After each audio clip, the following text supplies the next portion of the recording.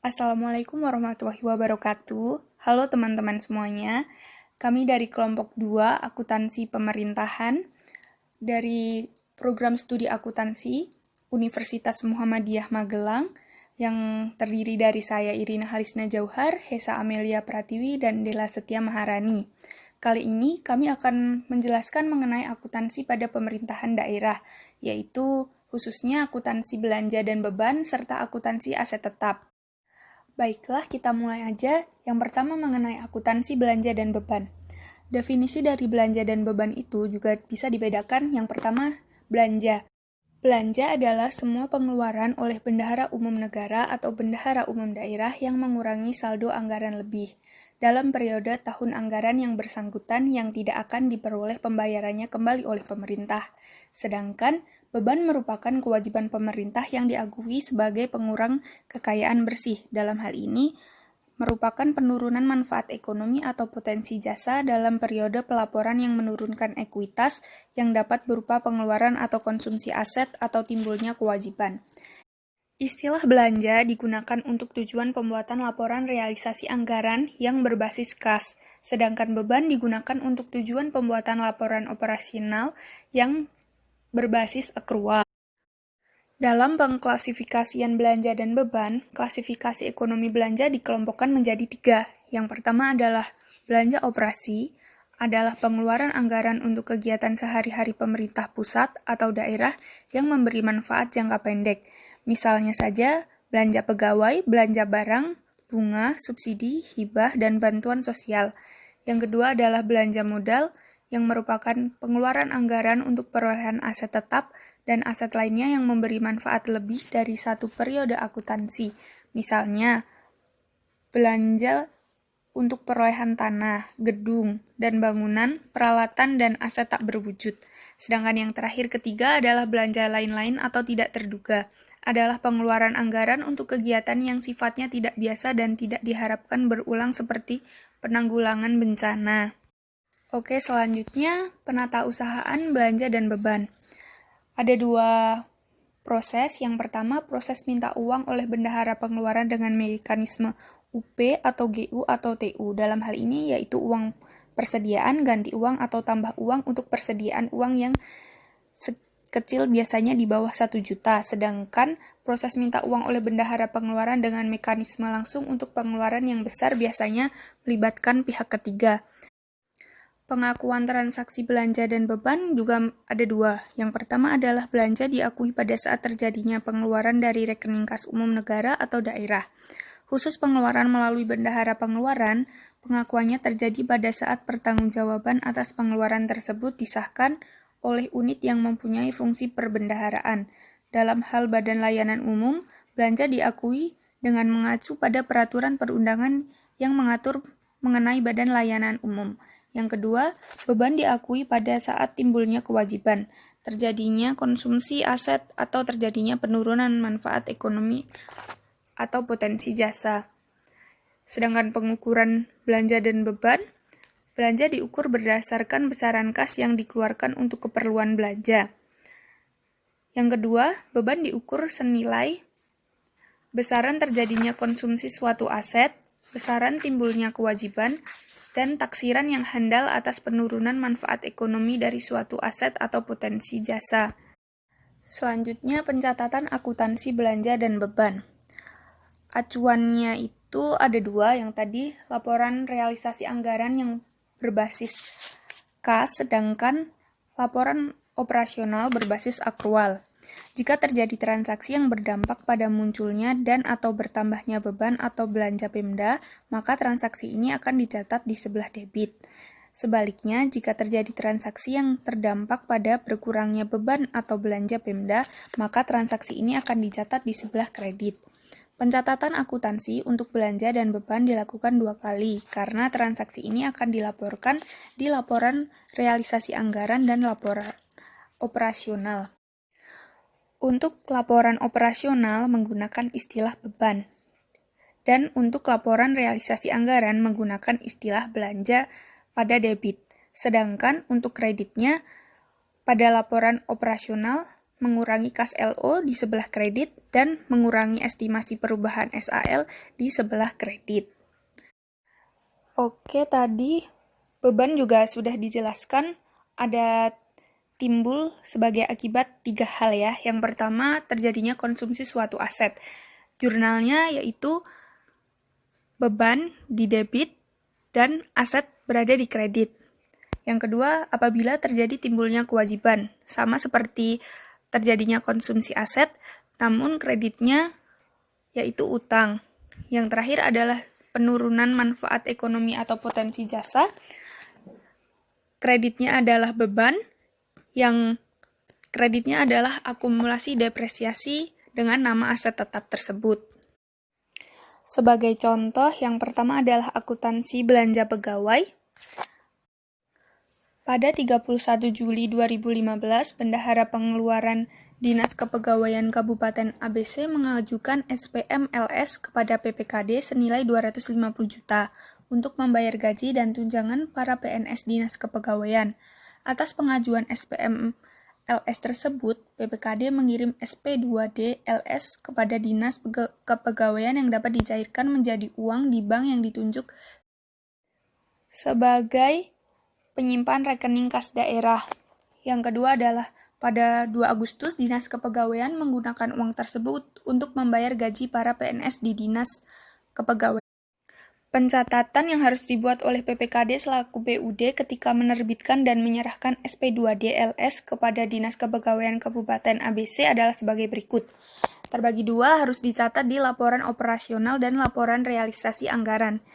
Untuk laporan operasional yang berbasis akrual, keterangannya pada tanggal 31 Juli 2015, rekening koran Dinas Kepegawaian bertambah di sebelah debit 250 juta dan mengurangi kas BUD di sebelah kredit 250 juta. Untuk laporan realisasi anggaran, tidak ada jurnal karena aktivitas ini hanya merupakan transfer dari BUD ke SKPD. Sedangkan pencatatan yang harus dibuat oleh Dinas Kepegawaian Kabupaten ABC yang pertama adalah jurnal untuk mencatat pencairan SP2D LS di Bank BPD. Untuk laporan operasional yang berbasis akrual, pada tanggal 31 Juli 2015, kas bendahara pengeluaran bertambah di sebelah debit 250 juta dan mengurangi rekening koran PPKD sebesar 250 juta di sebelah kredit. Sedangkan untuk laporan realisasi anggaran yang berbasis kas, tidak ada jurnal karena aktivitas ini hanya transfer dari BUD ke SKPD. Yang kedua adalah jurnal untuk mencatat pembayaran uang tersebut kepada PNS di Dinas Kepegawaian. Untuk laporan operasional yang berbasis akrual, pada tanggal 2 Agustus 2015, beban gaji PNS bertambah di sebelah debit 250 juta dan mengurangi kas bendahara pengeluaran sebesar 250 juta di kredit. Untuk laporan realisasi anggaran yang berbasis kas karena ada pengeluaran uang, pada tanggal 2 Agustus 2015, belanja pegawai gaji PNS bertambah di sebelah debit 250 juta dan mengurangi estimasi perubahan SAL 250 juta di sebelah kredit. Pencatatan yang berikutnya adalah akuntansi belanja barang dan jasa. Yang pertama adalah ketentuannya, akun untuk menunjukkan belanja barang dan jasa di LO digunakan istilah persediaan, sedangkan LRA digunakan bahan pakai habis. Pencatatan untuk belanja barang dan jasa dilakukan untuk LO dan LRA. Yang kedua adalah, jika suatu SKPD membeli barang dan jasa, SKPD tersebut memiliki tugas sebagai pemungut pajak dari penjual, maka pajak dipungut diakui sebagai utang pajak. Sebagai contoh kedua ketentuan tersebut, jurnalnya, saat terjadi pembelian alat-alat tulis dan bahan pakai habis lainnya untuk keperluan kantor, misalnya untuk laporan operasional yang berbasis akrual, pada kredit dia akan bertambah persediaan, sedangkan akan mengurangi kas bendahara pengeluaran. Namun, untuk pencatatan di laporan realisasi anggaran menggunakan istilah pada debit belanja barang bahan pakai habis berada di debit dan kreditnya adalah estimasi perubahan SAL. Sedangkan saat dinas atau SKPD tersebut memungut pajak dari penjual, untuk laporan realisasi anggaran tidak ada jurnal karena bukan transaksi yang berhubungan dengan anggaran. Sedangkan untuk laporan operasional yang berbasis akrual, nanti akan ada pencatatan, yaitu kas bendahara pengeluaran bertambah di sebelah debit dan utang PPN di sebelah kredit. Karena SKPD tersebut memiliki tugas untuk memungut pajak dari penjual yang diakui sebagai utang pajak. Lalu setelah pemungutan tersebut, dinas tersebut atau SKPD menyetorkan pajak yang dipungut dari penjual, yaitu utangnya di debit, nanti ada pengeluaran kas bendahara pengeluaran di sebelah kredit karena terjadi pengurangan. Nah, ketentuan yang ketiga, pada akhir periode, nilai persediaan akan dikurangi sebesar nilai persediaan yang habis dipakai. Oleh karena itu, perlu dibuat jurnal penyesuaian untuk mengurangi persediaan tersebut.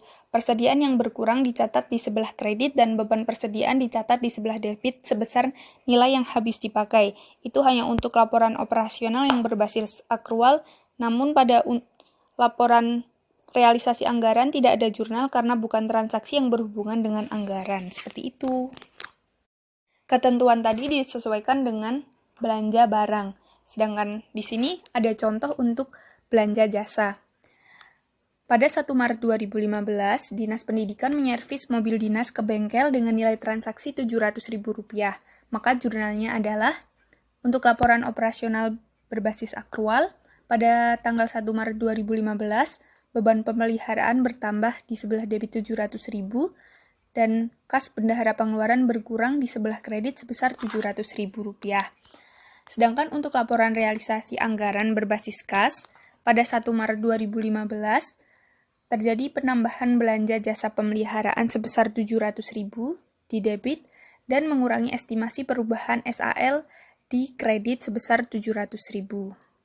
Nah, materi berikutnya akan disampaikan oleh Mbak Hesa. Baik, untuk materi selanjutnya, yaitu mengenai akuntansi belanja modal.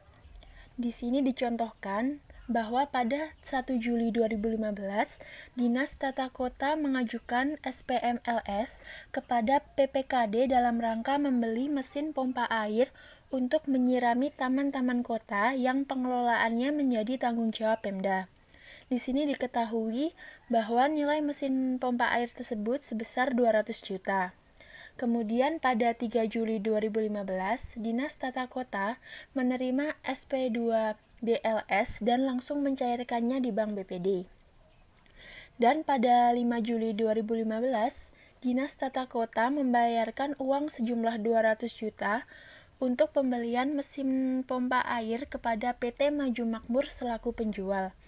Di sini, jurnal yang dibuat PPKD atau SKPKD pada saat PPKD menerbitkan SP2 DLS kepada Dinas Tata Kota, antara lain, untuk laporan operasional berbasis akrual, tanggal 1 Juli 2015, keterangannya, R_, Dinas Tata Kota, debitnya sebesar 200 juta.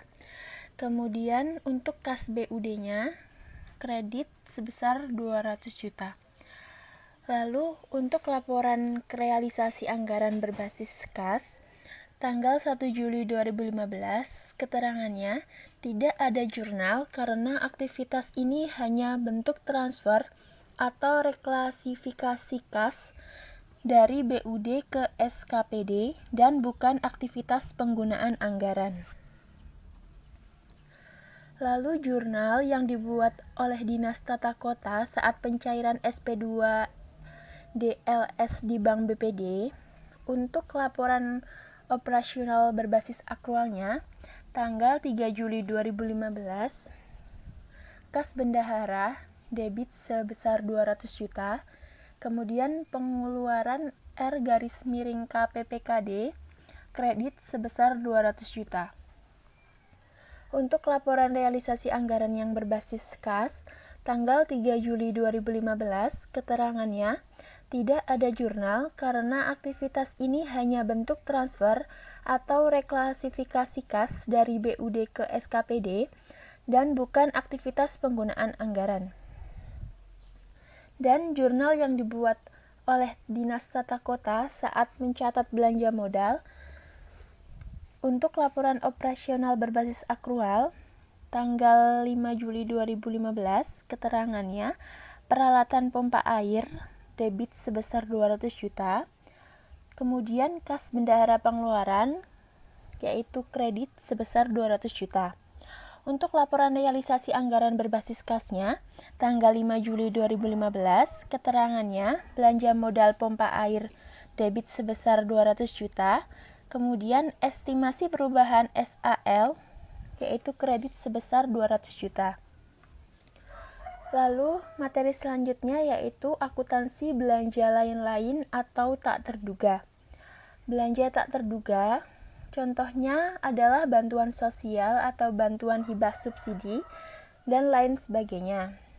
Dicontohkan pada 1 Februari 2015, Dinas Sosial memberikan bantuan sosial kepada warga yang terkena banjir senilai 30 juta.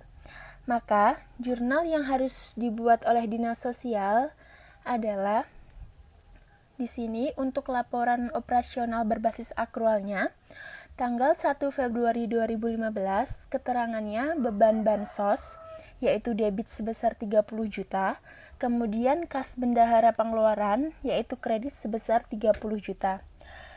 Lalu untuk laporan realisasi anggaran yang berbasis kas, tanggal 1 Februari 2015, keterangannya belanja bansos debit sebesar 30 juta, kemudian estimasi perubahan SAL, yaitu kredit sebesar 30 juta.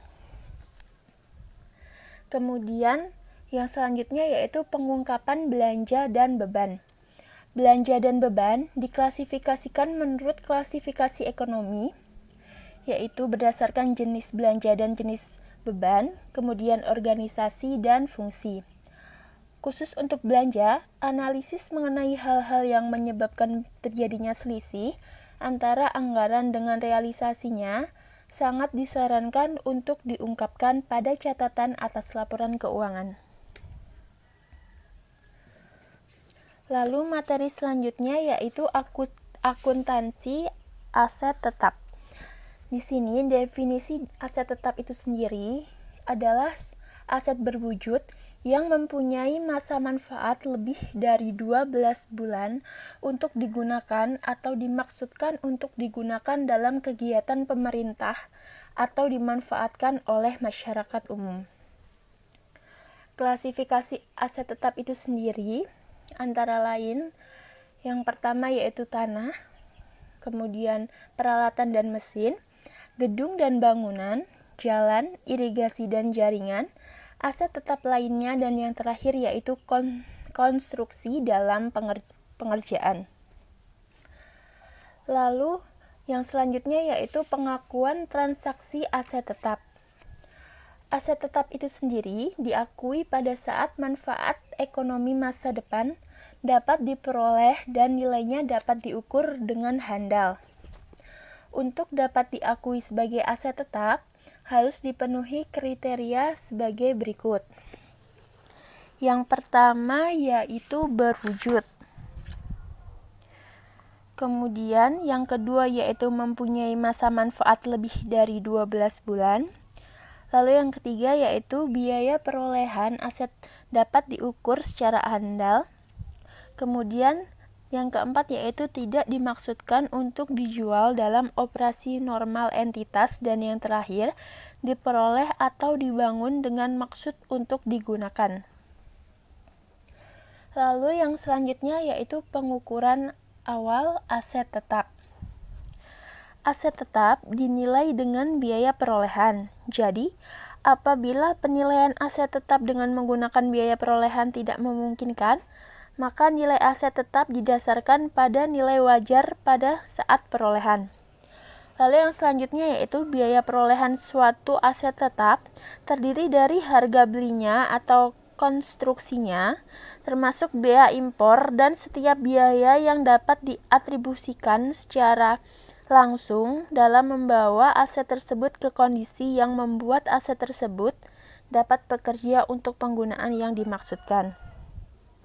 Lalu yang ketiga yaitu contoh biaya yang dapat diatribusikan secara langsung, yaitu yang pertama biaya persiapan tempat, kemudian biaya pengiriman awal, dan biaya simpan serta bongkar muat, kemudian biaya pemasangan, biaya profesional seperti arsitek dan insinyur, dan yang terakhir biaya konstruksi. Lalu yang keempat adalah dalam hal aset tetap diperoleh secara gabungan, biaya perolehan dari masing-masing aset tetap yang diperoleh secara gabungan ditentukan dengan mengalokasikan harga gabungan tersebut berdasarkan perbandingan nilai wajar masing-masing aset yang bersangkutan. Kemudian yang kelima yaitu dalam hal aset diperoleh secara pertukaran. Suatu aset tetap dapat diperoleh melalui pertukaran atau pertukaran sebagian aset tetap yang tidak serupa atau aset lainnya.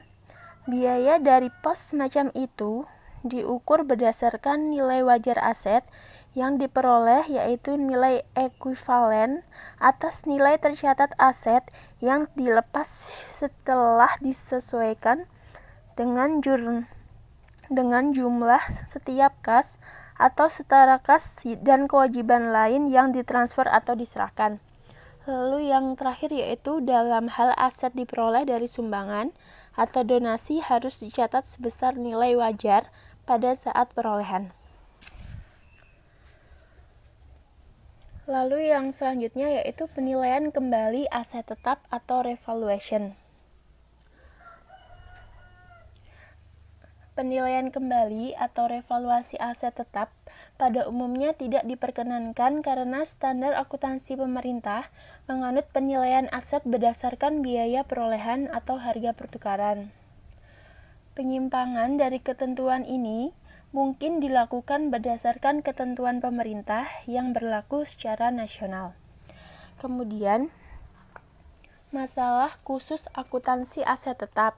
Di sini terdapat 4 masalah, yaitu dari akuntansi tanah, kemudian aset bersejarah, aset infrastruktur, dan aset militer. Dari aset tanah,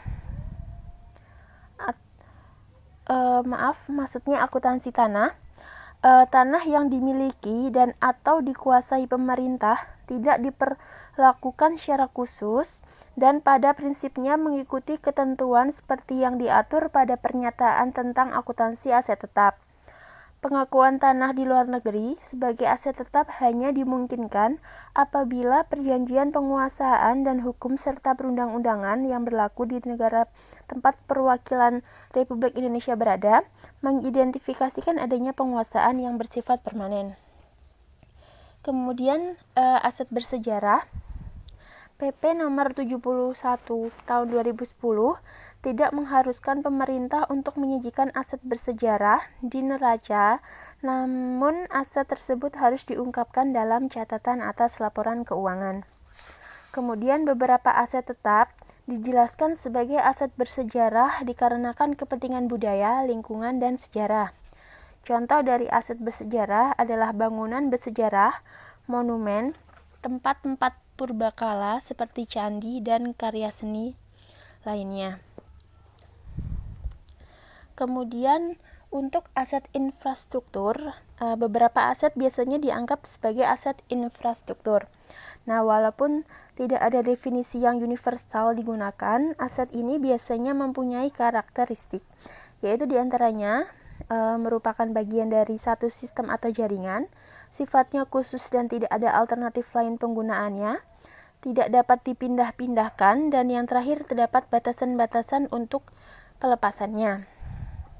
Nah, walaupun kepemilikan dari aset infrastruktur itu tidak hanya oleh pemerintah saja, secara signifikan sering dijumpai sebagai aset pemerintah. Aset infrastruktur itu memenuhi definisi aset tetap dan harus diperlakukan sesuai dengan prinsip-prinsip yang ada pada pernyataan ini. Contoh dari aset infrastruktur itu sendiri adalah jaringan, jalan dan jembatan, sistem pembuangan, dan jaringan komunikasi.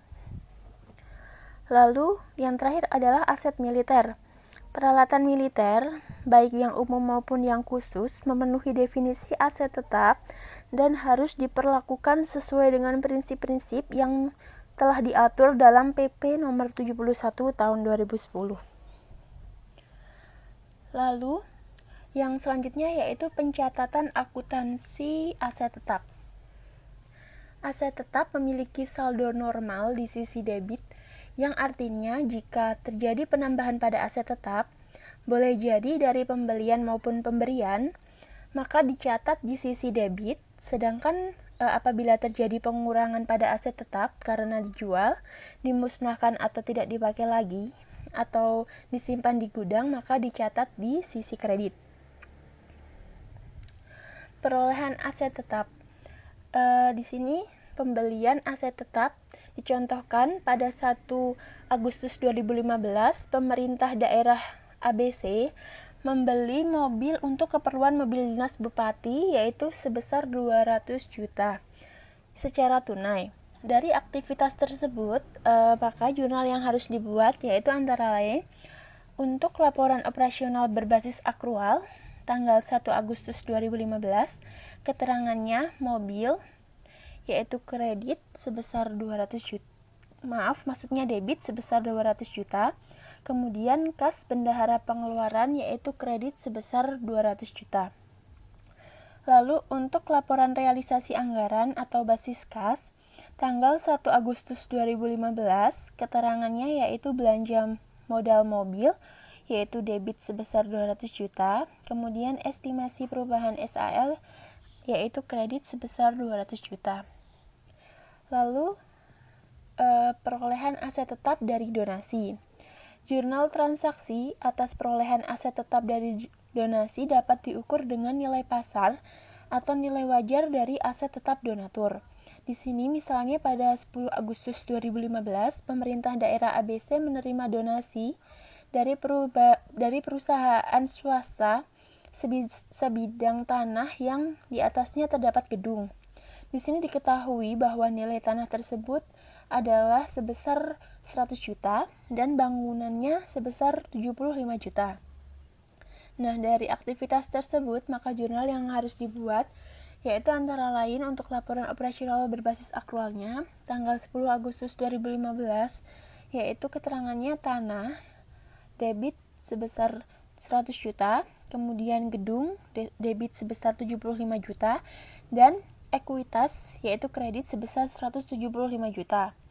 Untuk laporan realisasi anggaran yang berbasis kas, tanggal 10 Agustus 2015, keterangannya tidak ada jurnal karena bukan transaksi yang terkait dengan LRA. Mungkin untuk materi selanjutnya akan disampaikan oleh Mbak Dila. Perolehan aset tetap dari aktivitas pertukaran aset. Menurut SAP, pernyataan nomor 7 paragraf 22-43, suatu aset tetap dapat diperoleh melalui pertukaran atau pertukaran sebagai aset tetap yang tidak serupa atau aset lainnya. Suatu aset tetap dapat diperoleh melalui pertukaran atas suatu aset serupa yang memiliki manfaat yang serupa dan milik nilai wajar yang serupa. Nilai wajar atas aset yang diterima tersebut dapat memberi bukti adanya suatu pengurangan nilai atas aset dilepas. Contoh, pada 5 Juli 2015, pemerintahan daerah ABC menukarkan mobil dinasnya kepada dealer mobil yang diketahui nilai perubahan dari mobil yang ditukarkan adalah 250 juta dan akumulasi penyusutannya 150 juta, sedangkan nilai wajar dari mobil baru adalah 300 juta. Karena perbedaan nilai tersebut, Pemda ABC diminta membayar senilai 150 juta dari aktivitas tersebut, maka jurnal yang harus dibuat adalah untuk laporan operasional 5 Juli 2015, di posisi debit ada mobil baru 300 juta, di posisi kredit ada akumulasi penyusutan mobil lama 250 juta, di posisi debit mobil lama 150 juta, di posisi kredit ada mobil lama 150 juta, dan di posisi kredit ada kas bendahara pengeluaran ekuitas 50 juta. Untuk laporan realisasi anggaran 5 Juli 2015, di posisi debit ada belanja modal mobil, di posisi kredit ada estimasi perubahan SAL, masing-masing 150 juta. Selanjutnya, perolehan aset tetap secara gabungan. Biaya perolehan dari masing-masing aset tetap yang diperoleh secara gabungan ditentukan dengan mengalokasikan harga gabungan tersebut berdasarkan perbandingan nilai wajar masing-masing aset yang bersangkutan. Contoh, pada 1 Februari Pemda ABC membeli satu paket set meliputi tanah, gedung, dan peralatan yang ada di dalam gedung tersebut senilai 120 juta. Pada saat itu harga pasar tanah 30 juta, gedung 105 juta, dan peralatan 15 juta. Transaksi dilakukan secara tunai.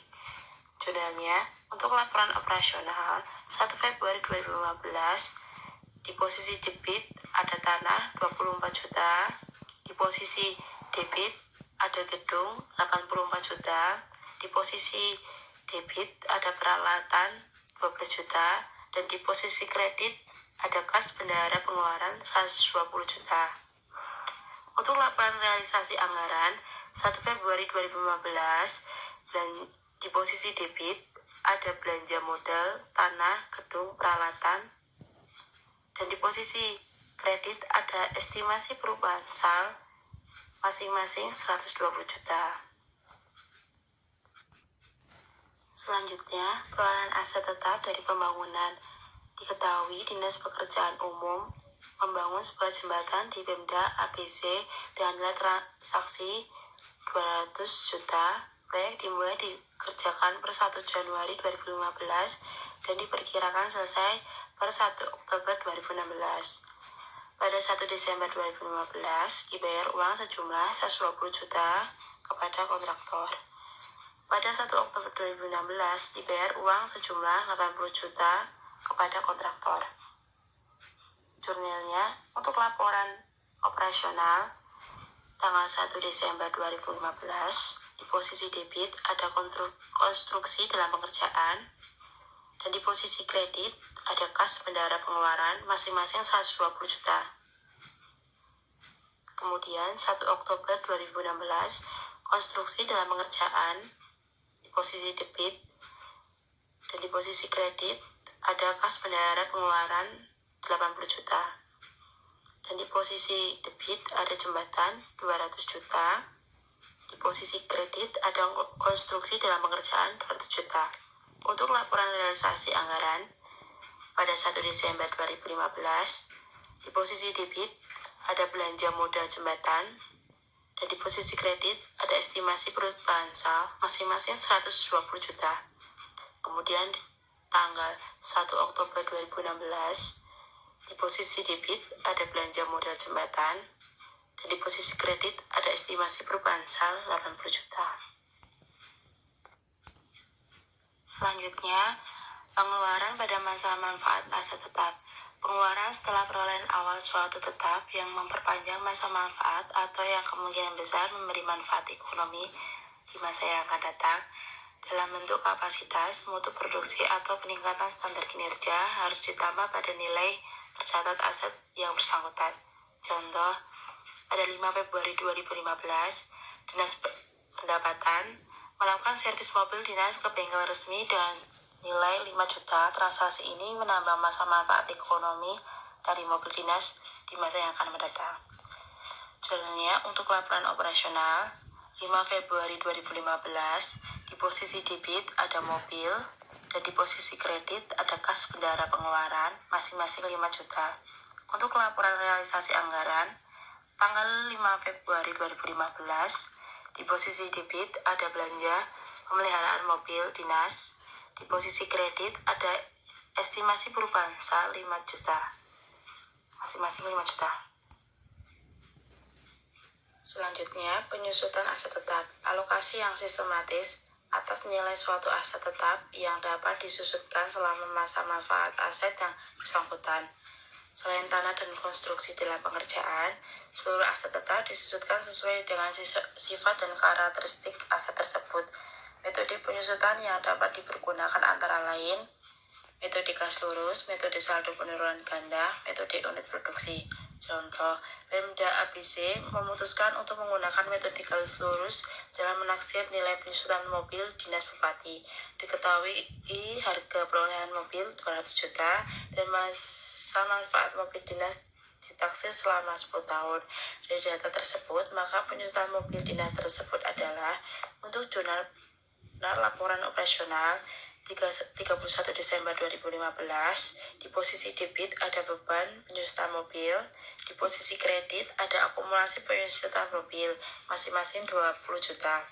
Untuk laporan realisasi anggaran tidak ada.